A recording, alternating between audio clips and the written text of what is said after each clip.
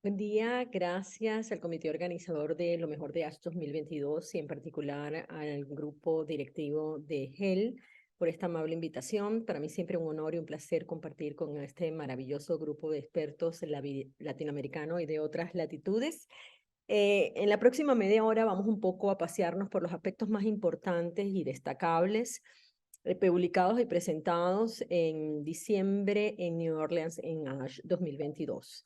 Nada que declarar.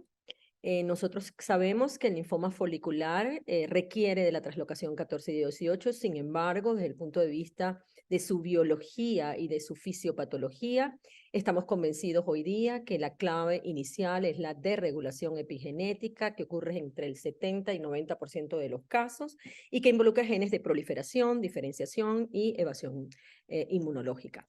En esa circunstancia, con esta sumatoria de lesiones epigenéticas, volvemos a sufrir nuevas mutaciones más tardías y en ese momento la afectación va a ser con mutaciones somáticas no solo del componente clonal B, sino del grupo de células que constituyen el microambiente.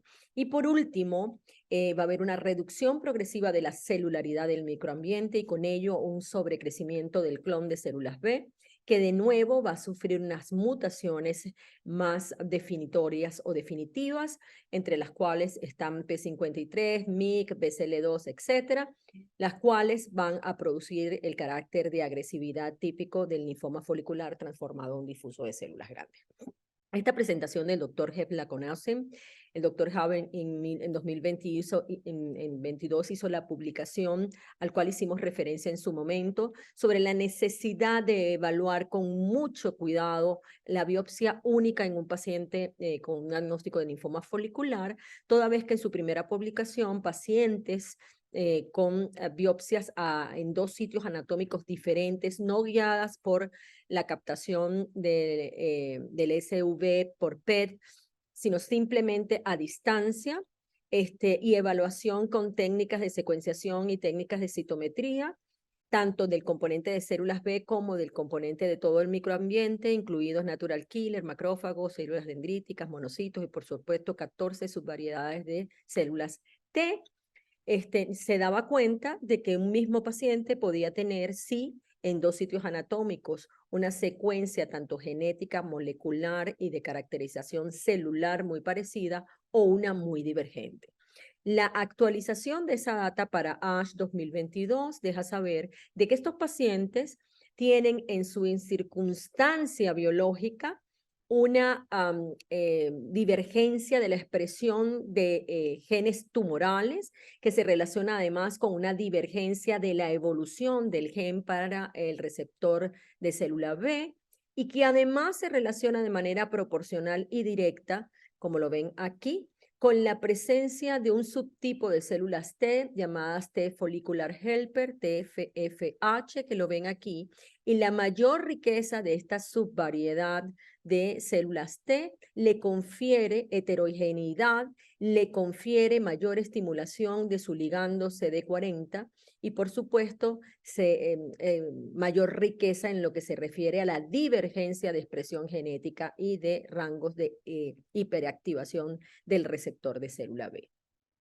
Así las cosas, el doctor Elías Campos ya decía en 2021 en Lugano, las mutaciones epigenéticas ocurren en el 90% de los pacientes con linfoma folicular, afectan no solo líneas de comunicación celular como BCR, mTOR y JAK-STAT, no son solo de las células B, sino que involucran también interacciones con las células del microambiente, no se trata de un único clon que va en evolución lineal cambiando en el término del tiempo, sino son subclones de células progenitoras que tienen un ritmo de cambio y de mutación diferente y como en mieloma, eventualmente un tratamiento reduce un clon, pero puede favorecer la resistencia de otro clon.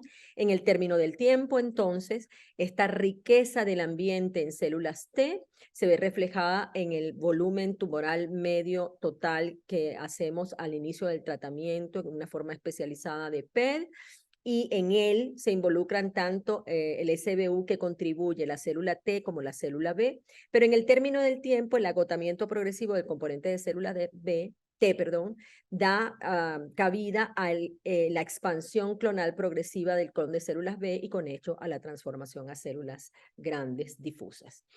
Si existe algún score que nos permita a nosotros realmente saber o predecir quién es el paciente verdaderamente de alto riesgo y que deberíamos tratar en primera instancia, la verdad es que no. Los estudios dejan saber que FLIPI-1 y FLIPI-2 tienden a sobreestimar la data. En PRIMA-P, el 47% de los pacientes que ingresados en el bajo riesgo progresaron tempranamente. El M7-FLIPE no fue predictivo cuando usamos R-bendamustina ni cuando usamos esquemas no contestivos de quimioterapia. La sensibilización del POD24 a través de su asociación con M7-FLIPE y la data de FLIPE del grupo alemán. Realmente el 42% de los pacientes que progresaron tempranamente de nuevo estaban en el grupo de bajo riesgo. Y el último dato es el grupo FLEX de la doctora Caxulo, que sí, pareciera un poquito mejor que FLIPI 1 y 2, pero realmente no fue superior a PRIMA-P. Entonces, desde el punto de vista clínico, los scores clínicos que tenemos no permiten saber quién es este paciente que progresa tempranamente, que constituye el 20 al 25% y que definitivamente tiene una sobrevida global muy inferior al promedio de los pacientes con linfoma folicular, el 80%, que realmente incluso tienen una sobrevida promedio hoy día de alrededor de 20 años y que pueden morirse con linfoma, pero no necesariamente de linfoma.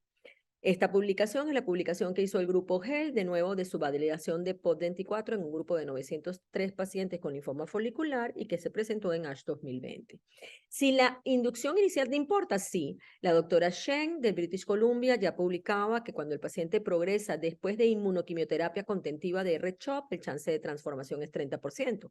Pero si progresa después de un esquema de bendamustina rituximab, el chance de transformación en ese paciente oculta es tan alta como 76%. Y el único dato que clínicamente podría sugerir el paciente estaba en transformación es una LDH alta. ¿Que tenemos algunas otras formas biológicas que estamos utilizando? Sí, pero son complejas, no son de uso práctico en clínica todavía y son... no están validadas por todos los grupos de trabajo. Esto es, por ejemplo, en términos de microarreglos genéticos, la validación de dos subgrupos de 23 pares cromosómicos en el microambiente tumoral de los pacientes con linfoma folicular y cómo de 23 grupos de pares genéticos considerados de bajo riesgo pueden eventualmente ir bien con cualquier esquema de quimioinmunoterapia inicial. Pero si en cambio el patrón de riesgo es alto desde el punto de vista genéticos en esta valoración, realmente esos pacientes deberían ir a un esquema contentivo de R-bendamustina. La determinación por inmunistoquímica del PDL2 en el componente inmunitario infiltrativo del linfoma folicular tiene valor prodóctico y aparentemente predictivo de POD24. La incorporación al FLIPI convencional de una data donde podamos tener cuantificación de los CD4 intrafoliculares, aparentemente sensibiliza el FLIPI y tiene valor pronóstico en términos de predecir POD24.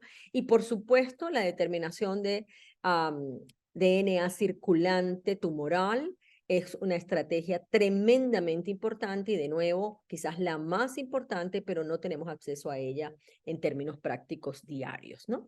Fíjense, esta es la presentación del doctor Gábala. En 2021, nosotros publicábamos la data de pacientes con CAR T-cell en la monitorización post-infusión y veamos cómo los pacientes que estaban en respuesta completa, tanto por determinación del DNA circulante como por CT-PET, como el DNA circulante se adelanta, sube su valor antes de que nosotros podamos verlo en la imagen en la recaída. Es decir, es altamente predictivo de que vamos hacia la recaída del linfoma. Y lo mismo en este paciente tipo 2, donde después de la infusión bajan los dos valores, pero empieza inmediatamente a subir el DNA circulante tumoral primero que el récord de la primera imagen patológica. En la publicación y actualización de la misma data, pero para este año 2022, él hace un score dinámico, un score de seguimiento, y establece que los pacientes que son MDR o DNA tumoral circulante negativo y PET negativo tienen un excelente pronóstico.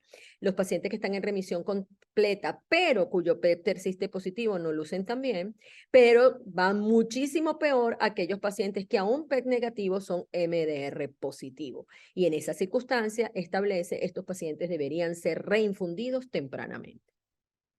Desde el punto de vista de seguir tratando de investigar cuál paciente es de mal pronóstico, está la identificación del grupo americano de las signature transcripcionales que pueden de alguna manera relacionarse con progresión temprana. Y fíjense, esto es un grupo donde todo lo que es el microambiente tumoral, incluyendo su clon de células B y sus células de intercomunicación del microambiente, son evaluadas a través de los transcriptomas que expresan. Y esos transcriptomas son sometidos a un algoritmo inteligente que hace una segunda clasificación. Y en esa segunda clasificación quedaron alrededor de 55 signatures. Y después de eso se hace una nueva subclasificación de estas signature o transcriptomas en términos proteicos, que es lo que se está expresando, y lo relacionan con sobrevida global. Y en esa circunstancia quedaron 5 signatures que son importantes. En este dibujo simplemente les estoy mostrando 2 y la comparación como esas signatures de transcriptomas biológicos de esos pacientes se comparan con el score M7 Flippy, que contempla la mayoría de los cambios moleculares que están relacionados con daño epigenético inicial. ¿Recuerdan? Entonces, y cómo esa signature, en este caso la S1, en este caso la S2, logra, en el caso de la S1, redefine el valor predictivo del M7 Flippy al revelar un grupo de riesgo intermedio dentro del grupo de bajo riesgo, considerado como de bajo riesgo. Aquí no todo el mundo es de bajo riesgo, y lo mismo hace la Signature 3 transcripcional, que identifica a un subgrupo de alto riesgo dentro del grupo de pacientes considerados de riesgo intermedio. Entonces, sensibiliza aparentemente la circunstancia del M7 Flippy y tuvo valor independiente en la sobrevida en ambas circunstancias, tanto la S1 como la S3. El PET y su valor. ¿Tiene el PET algún valor para nosotros desde el punto de vista pronóstico? Bueno, fíjense, el doctor Galamini establecía que el PET al final del tratamiento es un predictor del control de enfermedad, pero de ninguna manera es un predictor ni de POT24 ni tampoco de sobrevida global. El grupo del doctor Stefano Luminari con su FOLD12 presentado el año pasado también establecía que a pesar de que la data del PET en sí mismo y de la data de enfermedad residual mínima, esta vez por técnicas de PCR, no por determinación de DNA circulante, en linfomas foliculares no tuvieron valor predictivo. Y en ese sentido, no se soporta la idea de que se adapte la respuesta siguiente en función de sus resultados.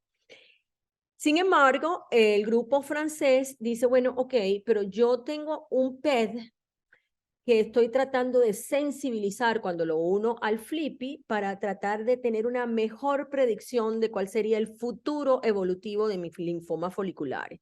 Y lo hacen a través de la división de la presencia de enfermedad extranodal, más de 2 sitios de enfermedad extranodal, pero clasifican esa enfermedad extranodal en si es la misma involucra tejido blando y piel, hueso, infiltración nodal o difusa de la médula ósea o vaso. Y fíjense, desde el punto de vista significativo, realmente tuvo valor el hecho de que fueran 2 formas de actividad extranodal y básicamente si esa actividad extranodal estaba o en piel o en un tejido blando y no médula ósea o vaso.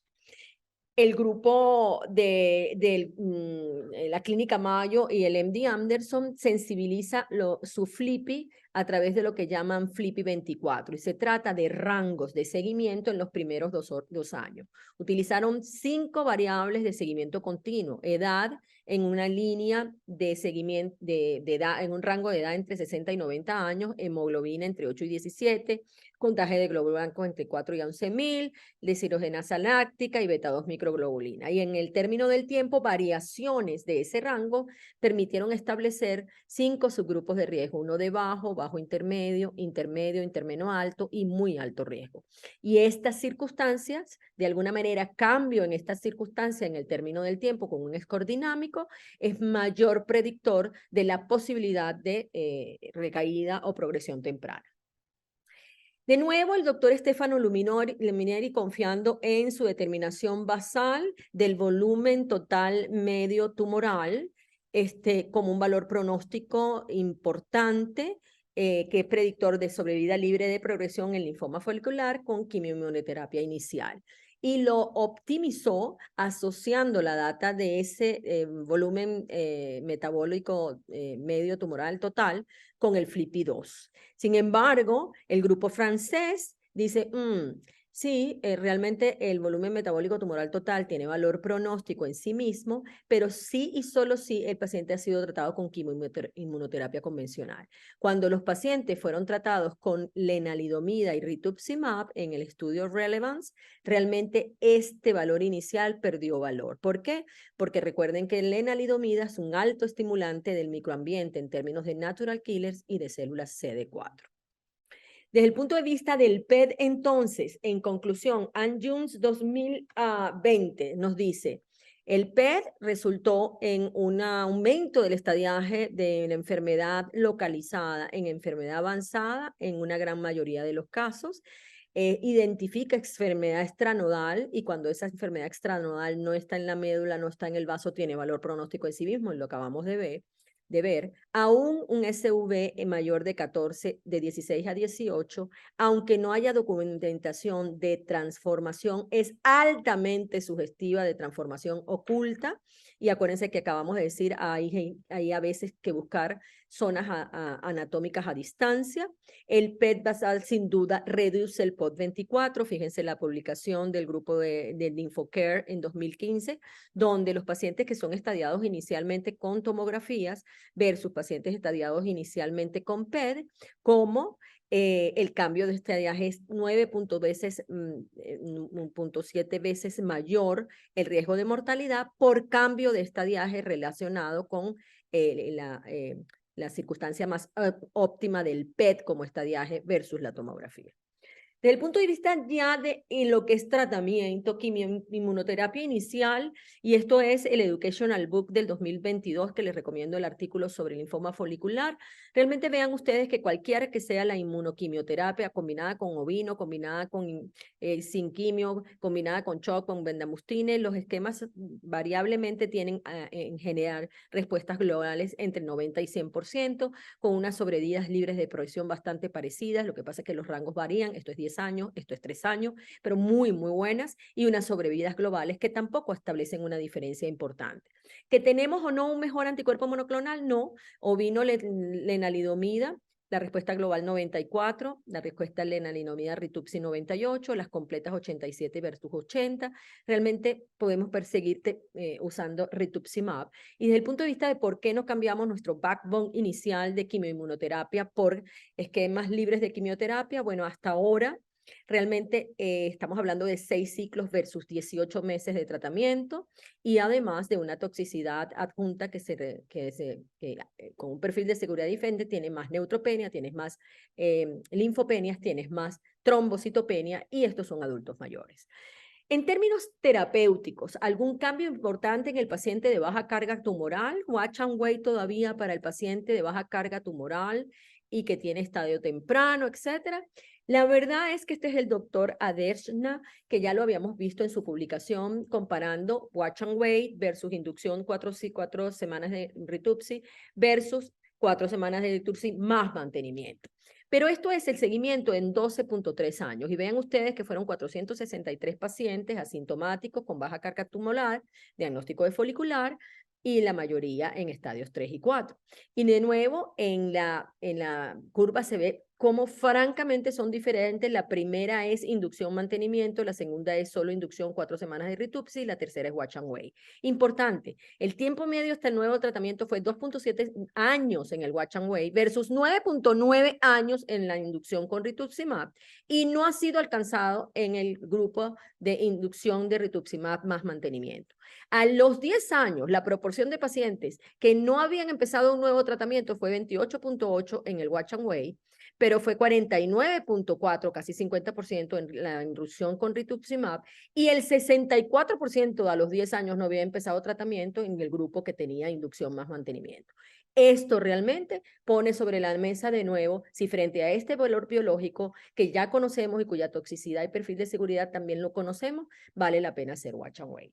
Desde el punto de vista del paciente en recaída, ya dijimos, no importa si la recaída es tardía, nos concentramos en este 25% que no sabemos cuándo va a recaer y por qué recae tempranamente y que es el que se comporta mal. Pero aún dentro de la recaída tenemos que identificar pacientes que tienen una recaída temprana definida como entre los 6, 12, 24 meses de la quimioinmunoterapia, pero hay sospecha de transformación o documentación de transformación, porque si es así, ese es el paciente candidato a trasplante en segunda línea de tratamiento. Pero también existe el paciente doblemente refractario, que recae a los 6 meses del tratamiento inicial, que recae igual antes de las 24 meses, pero que es refractario a alquilantes o que está progresando durante el tratamiento de mantenimiento con Ritupsi, etcétera.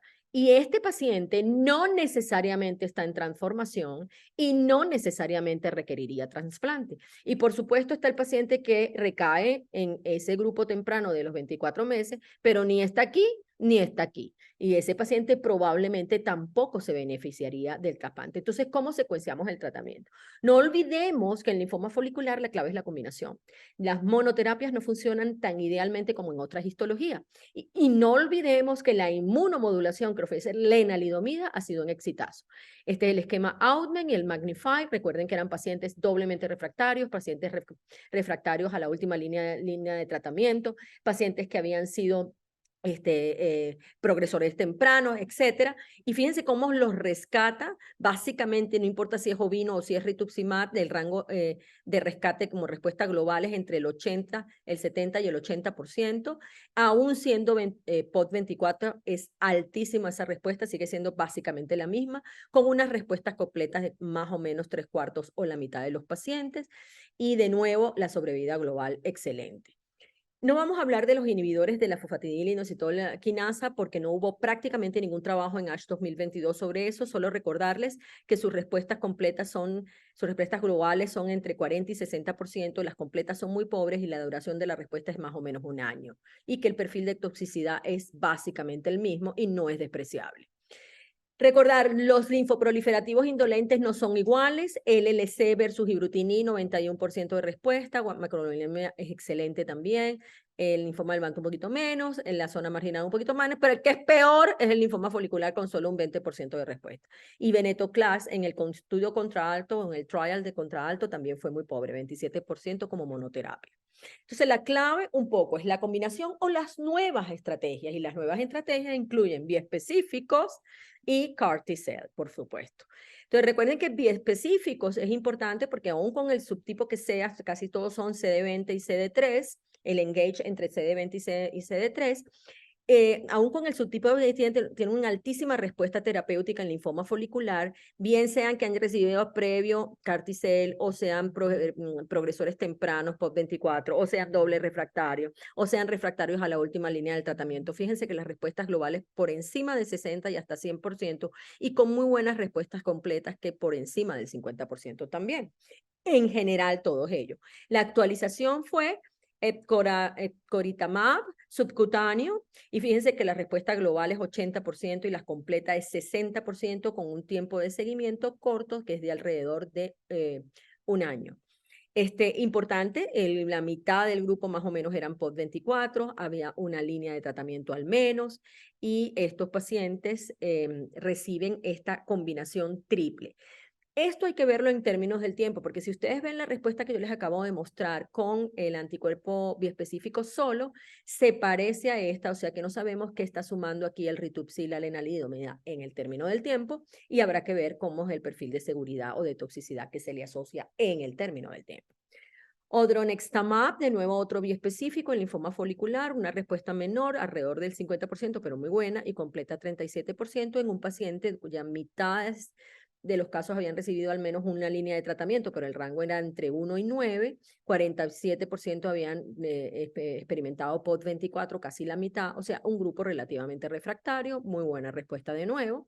Y la estrella de los bioespecíficos en este ASH 2022 fue mosunetuzumab, monoterapia, porque tiene un tiempo de seguimiento mayor, y esto es alrededor de 2 años, y fíjense, la media es alrededor de 17 meses, las respuestas globales casi 80%, las respuestas completas 60%, a los 2 años el 80% prácticamente todavía está en remisión. La sobrevida libre de progresión a los 2 años es la mitad del grupo, y recuerden que este grupo era un grupo cuya medida de tratamiento eran 3 ciclos, pero el rango eran de 2 y 10, 60% refractarios al tratamiento previo, 80% refractarios a CD20, POD24 al menos la mitad, o sea, es un mal grupo y sin embargo con biespecífico se comporta bastante bien. La curva, sin embargo, no tiene plató. La combinación de múltiples drogas tipo venetoclax, ibrutinib, prednisona, vinotuzumab y lenalida, el esquema VIPOR o VIPOR, y realmente, bueno, unas tasas de respuestas de 100% globales y 79 completas. El tiempo de seguimiento de este grupo es corto, es alrededor de 9 meses. Habrá que ver cómo se comporta. Estos son estrategias de 6 meses de aplicación, no hay mantenimiento. Sin embargo, la toxicidad con esta múltiple administración hay que verla en el término del tiempo, aun cuando la administración es corta, pero es una forma de rescatar a un paciente que consideras refractario con drogas que todos tenemos de alguna manera en la mano. Sanubritinib o vinotuzumab, y este es el doctor Berlugi Sinsani, y realmente es un esquema bien bonito, es el Trial Rosebud, y ese trial es de nuevo comparando sanubritinib ovino más ovino solo. De nuevo, las respuestas globales en pacientes cuyo POD24 era 54%, pacientes refractarios en más de 35%, pacientes con más de 3 líneas de tratamiento anteriores, se hacen de nuevo un grupo súper tratado y de mal pronóstico. Sus respuestas globales 63%, 45% en ovino, y sus respuestas completas 37% para la combinación versus 19% cuando es ovino solo. La media de la duración de la respuesta a los 18 meses, el 70% estaba todavía en respuesta, o sea que es una combinación con una droga menos tóxica que la ibrutinib y con un anticuerpo que también la mayoría de nosotros tiene a disposición. Entonces, y este último trabajo es polatuzumab más obinutuzumab lenalidomida. De nuevo es una combinación costosa, y es una combinación en pacientes altamente refractarios. Fíjense que la curva de nuevo no tiene plató, la media no ha sido alcanzada, pero el seguimiento tiene menos de un año, pero importante, el 64% de los pacientes tuvieron un evento adverso serio, y el 86% al menos un evento adverso 3 y 4. Esto es importante para el linfoma folicular, toda vez que los estudios previos tienen muchísima menos toxicidad. Desde el punto de vista de el rol estrella para folicular en ASH 2022 fue en los CAR T-cell y la presentación del esquema SUMA trial, ya 4 años de seguimiento, y el ARA trial, cuya primera publicación fue a los 12 meses, ahora ya tiene 2 años. Recuerden que las respuestas completas 91, que digo, globales 91 y completas 74 versus 83, 65, pero el grupo de LARA o de TISA, un grupo más tratado y además sin esquema de puente o de reducción previo a la infusión de las células. Y eso puede hacer una diferencia. Y aquí es lo que es importante, miren las curvas. Y esto es suma, y aquí sí vemos un plató. Y fíjense ustedes que en este paciente la media de duración de la respuesta de los pacientes que están en respuesta completa no ha sido alcanzada. La media de progresión libre de sobrevida libre de progresión fue de 40.2 meses. La mediana de sobrevida libre de progresión específica para linfoma y la sobrevida específica para el linfoma no fue alcanzada. 36 meses el 65% y 89% la específica de sobrevida global. Entonces, esta es la primera vez en la que estamos viendo, después de un tratamiento, un plató relativo como que nos brindaba el trasplante en el paciente transformado, así que tenemos nuestros otros puestos en CAR T-cell. Y esta es de nuevo TISA, pero 2 años de seguimiento, y por supuesto, de nuevo hay una tendencia, pero hay que verlas en el término del tiempo. La predocumentación del año y versus los 2 años son muy parecidos en términos de sobrevida libre de progresión y media de duración del tratamiento. Por último, quiero presentarles una data interesantísima. Esta es la doctora Casulo y el doctor Friedman protestando en la necesidad de que seamos justos cuando comparamos efectividad y costo en tratamientos en linfomas foliculares y refractarios. Y este es el doctor Gilles, el francés de Prima, que ahora está en el Sloan Kettering Center en New York, en una publicación de nuevo en ASH 2022, donde él establece que no es justo que hagamos comparaciones de peras con manzanas, que en linfoma folicular tenemos que definir quién es el grupo comparativo de nuestro trial, toda vez que los trials son de un solo brazo y el comparativo es un histórico, pero que esos históricos hay que tratar de unificar criterios y hacerlos menos heterogéneos. Entonces, él define su grupo que se llama Record Follicular Lymphoma como recaídos o refractarios a más de 2 líneas de tratamiento sistémico, que incluyan CD20, por supuesto, recaídos en los primeros 6 meses del mantenimiento, recaídos después de un autólogo y que no estén en transformación. Y establece que nosotros debiéramos buscar la forma de que la comparación de estos nuevos trabajos sea en función de algo preestablecido de sus cohortes previas, pero no del grupo global, sino del grupo más parecido a los grupos actuales, porque en este momento estamos comparando peras con manzanas. Y por último, siempre les pongo un poquito la opinión de los expertos. Este es el doctor de nuevo, Gilles Sales, del Sloan Kettering, el de Prima. En su segunda línea, lenalidomida rituximab.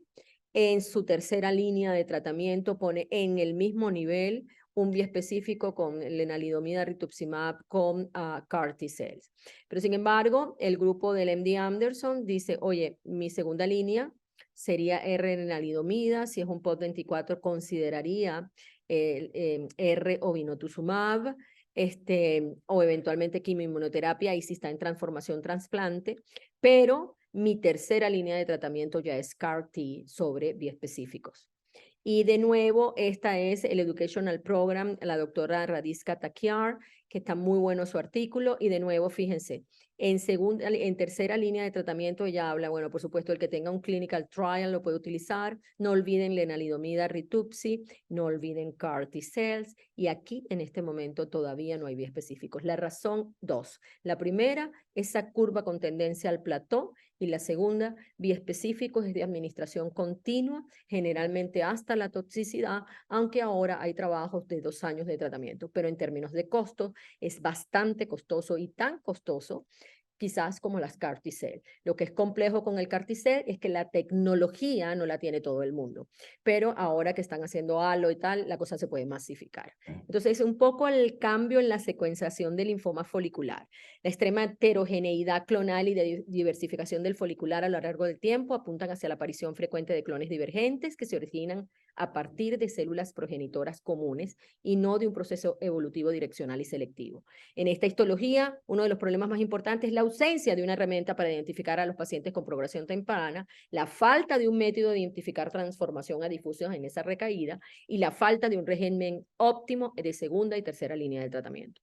Los nuevos biomarcadores requieren tecnologías muy sofisticadas, no posibles en términos prácticos en la actualidad.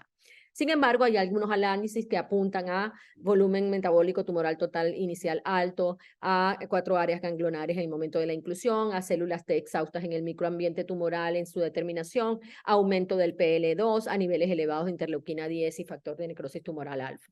Las nuevas estrategias terapéuticas en linfomas recaídos y refractarios con frecuencia se evalúan sin datos comparativos. Para un ejemplo, SUMA y el ARA. Los hallazgos de estos y otros estudios de un solo brazo requieren una contextualización de los datos de los pacientes y una comparación más objetiva de los grupos. Necesidad de un análisis de riesgo comparativo en nuestros nuevos estudios. Los agentes orales dirigidos a moléculas pequeñas son activos en folicular, pero por lo general no logran inducir respuestas profundas como monoterapia y a menudo no sirven sino en combinación y con duraciones prolongadas, lo que nos permite suponer una perspectiva terapéutica futura costosa en linfoma folicular. En la evaluación de datos estratificados de tratamiento de segunda línea y tercera línea, los resultados que sugieran transformación histológica mostraron un claro beneficio en términos de sobrevida global con el trasplante autólogo, mientras que aquellos pacientes recaídos tempranos, que no tengan transformación, el trasplante no se asoció con una mejor sobrevida. El PET pretrasplante, una herramienta pronóstica en este sentido, tanto para sobrevida libre de progresión como para sobrevida global. Probablemente esto de todo early POT va al trasplante es un dogma en cambio. El linfoma folicular es un espectro y no una entidad única. La transcriptómica y la genómica ya definen subgrupos biológicamente diferentes. Y es esto lo que va a contribuir a la medicina de precisión que hemos logrado de alguna manera en algunas histologías indolentes, pero que definitivamente no tenemos el linfoma folicular. Por su atención, muchísimas gracias. La ciudad de Caracas.